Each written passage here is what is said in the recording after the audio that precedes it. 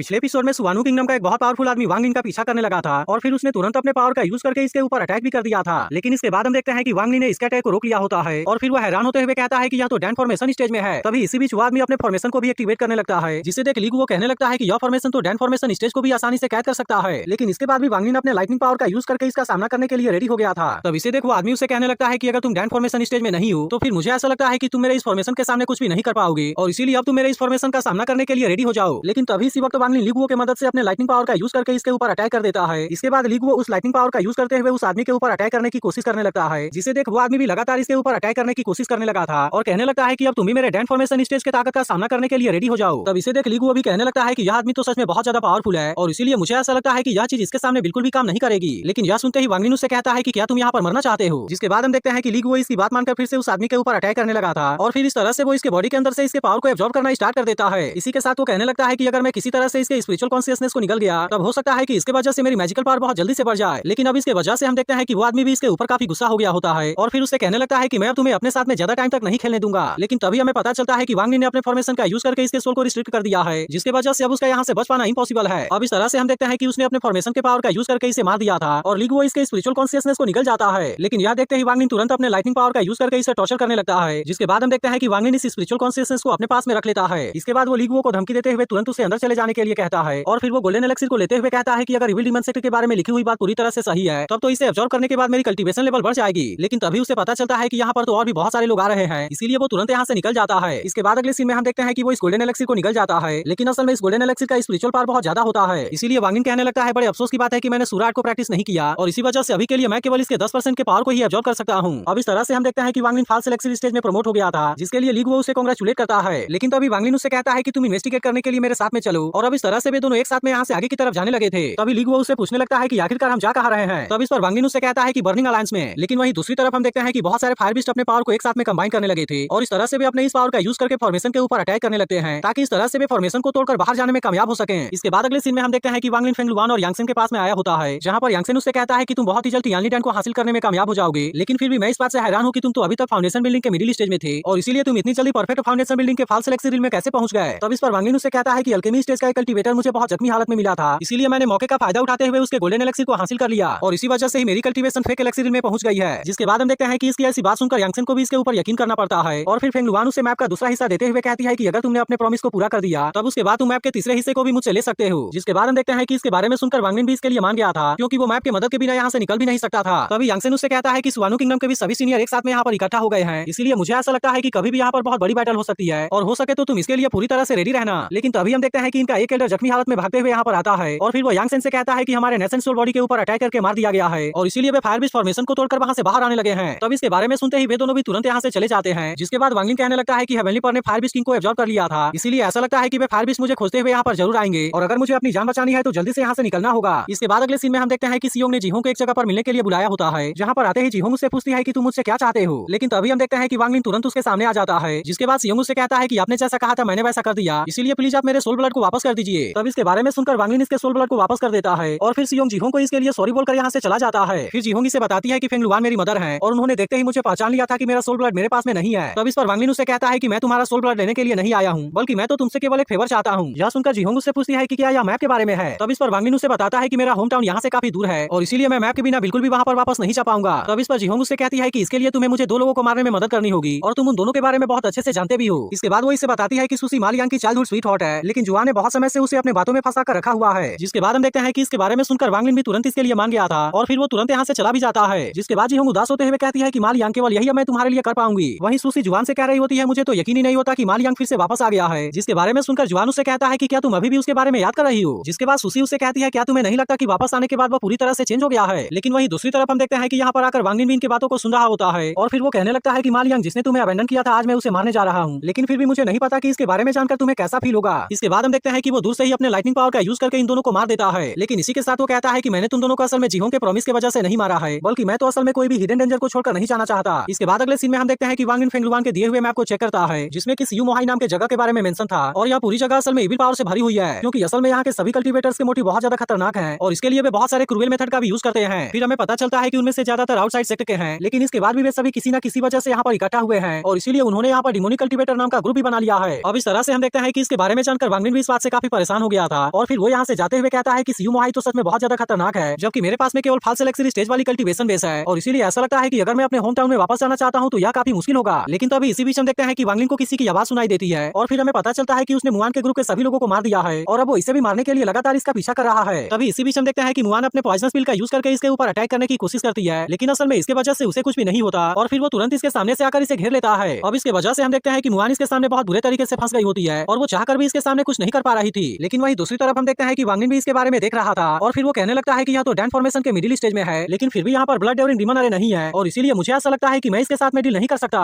लेकिन इसके बाद भी हम देखते हैं कि उसे वांगलिन के बारे में पता चल गया था और फिर वो कहने लगता है कि तुम्हें क्या लगता है कि तुम इतनी आसानी से बचकर यहाँ से जा पाओगे। अब इसके वजह से हम देखते हैं कि वांगलिन को भी इसके सामने आना पड़ता है, जिसके बाद इसे देखते ही मुआन तुरंत इसके पास में आकर इसे हेल्प मांगने लगती है। इसी के साथ वो इसे कहने लगती है कि उसे पता है कि मेरे पास में टियानी डैन है और इसी वजह से वो इसे पाने के लिए वो मेरा पीछा कर रहा है। लेकिन अब टियानी डैन के बारे में जानकर खुद वांगलिन भी इस बात से हैरान हो गया था। लेकिन तभी इसी बीच हम देखते हैं कि वो आदमी तुरंत अपने पावर का यूज करके इनके ऊपर अटैक कर देता है और फिर वो मुआन से कहता है तुम्हें क्या लगता है कि वो तुम्हें बचा पाएगा। लेकिन तभी हम देखते हैं कि वांगलिन मुआन को अपने साथ में लेकर यहाँ से भागने लगा था और वो इसके लिए अपने अर्थ एस्केप टेक्निक का यूज कर रहा होता है। लेकिन वहीं दूसरी तरफ हम देखते हैं कि वो आदमी भी इनको इतनी आसानी से यहाँ से नहीं जाने देना चाहता था और इसीलिए वो भी तुरंत इनका पीछा करना शुरू कर देता है। वहीं वांगलिन मुआन से पूछता है कि क्या सच में तुम्हारे पास में टियानी डैन है। अब इसके वजह से हम देखते हैं कि मुआन को भी इसके बारे में चिंता होने लगा था और फिर वो कहने लगती है कि वैसे तो मैं और ये दोनों ही फायर किंगडम से हैं और इसीलिए इसके हाथों में आना सुवानु किंगडम के हाथों में आने से अच्छा है। इसके बाद वो इसे बताती है कि मैंने टियानी डैन को फिनिश नहीं किया है और इसीलिए अब इसके बारे में सुनकर वांगलिन इसके ऊपर गुस्सा होने लगता है। तब इस पर मुआन इसे बताती है कि लू हेमन में टियानी डैन का कोई भी फिनिश प्रोडक्ट नहीं है और वे सभी असल में सेमी फिनिश प्रोडक्ट हैं जिनको की प्रैक्टिस करने के लिए केवल 1.5 घंटे का टाइम लगता है। और इसी के साथ वो उसे बताती है कि अगर इसे कंप्लीट करने के 1 घंटे के अंदर नहीं लिया गया तो फिर इसके वजह से इसका असर बहुत ज्यादा कम हो जाएगा। तभी इनको देख वो आदमी कहने लगता है कि क्या तुम मदद के लिए बर्निंग अलायंस में वापस आना चाहते हो और फिर इतनी बात कहने के तुरंत बाद वो इनके ऊपर अटैक करना भी स्टार्ट कर देता है। अब इसके वजह से हम देखते हैं कि वे दोनों बाहर आकर भागने लगे थे और फिर वांगलिन मुआन से कहता है कि इसके हाथों से बचने के लिए मेरे पास में केवल यही एक तरीका है, क्योंकि उसे पता था कि यह फायर बिस्ट फॉर्मेशन को तोड़कर बाहर आ गए होंगे और इसीलिए वहां पर जाना किसी भी तरह से सेफ नहीं रहेगा। तभी इसी बीच हम देखते हैं कि वो अपने अर्थ एस्केप टेक्निक का यूज करके यहाँ से भाग जाता है, जबकि यहाँ पर आए हुए फायर बिस्ट चारों तरफ से इस आदमी के ऊपर अटैक करके उसे मार देते हैं। लेकिन वहीं दूसरी तरफ हम देखते हैं कि इसके बारे में जानकर मुआन भी काफी परेशान हो गई होती है और वो वांगलिन से कहती है कि हमें इसके बारे में जानकर सभी को बताना चाहिए। तब इस पर वांगलिन उसे कहता है कि तुम्हें इसके बारे में परेशान होने की जरूरत नहीं है, क्योंकि फॉर्मेशन के टूटने के बारे में सभी को पता चल गया है। लेकिन तभी इसी बीच हम देखते हैं कि फायर बिस्ट को इसके बारे में भी पता चल गया था और इसीलिए वांगलिन भी जल्दी से यहाँ से भागने लगता है। अब इस तरह से हम देखते हैं कि वो इनसे बचने के लिए लगातार 3 दिनों तक ऐसे ही भागता रहता है, जिसे देख मुआन कहने लगती है कि यह तो इसी तरह से लगातार उनसे बचकर भाग रहा है, लेकिन असल में इन फायर बिस्ट को तो पूरा बर्निंग किंगडम भी नहीं रोक पाएगा। लेकिन इसके बाद हम देखते हैं कि वांगलिन मुआन को यहाँ से लेकर बाहर आ जाता है, जहाँ पर इसे पता चलता है कि यह तो असल में डिमोनिक कल्टीवेशन ही है। तब इस पर वांगलिन उससे कहता है कि हाँ मैं भी इसके बारे में जानता हूँ, जिसके बाद मुआन उसे कहती है कि यहाँ पर चारों तरफ फॉग की एक मोटी लेयर है जिसके वजह से वे फायर बिस्ट हमें यहाँ पर नहीं खोज पाएंगे और क्या तुम इसीलिए तुम यहाँ पर आए हो। जिसके बाद वांगलिन सोचने लगता है कि मैं तो इस जगह से किसी तरह से बचना चाहता था, लेकिन तभी इसी बीच उसे पता चलता है कि यहाँ पर तो कोल्ड स्पिरिचुअल पावर है, जिसके वजह से हम देखते हैं कि वे फायर बिस्ट इसके अंदर आते ही वहाँ से गिर जा रहे थे। लेकिन इसके बाद भी हम देखते हैं कि वे फायर बिस्ट लगातार यहाँ पर आने की कोशिश कर रहे थे। इसीलिए वांगलिन मुआन से कहता है कि तुम जितना जल्दी हो सके एलेक्सिर को फॉर्म करो, क्योंकि यहाँ से बचने के लिए केवल एलेक्सिर फॉर्मेशन ही सक्सेसफुल है और फिर इसके बाद वे इसकी मदद से यहाँ पर सर्वाइव भी कर पाएंगे। तो अगर आज का एपिसोड आपको अच्छा लगा हो तो इसे लाइक और इस पर एक कमेंट जरूर कर देना और अगर आपने इसके पिछले एपिसोड को मिस कर दिया हो तो लेफ्ट वाली वीडियो जरूर देख लेना।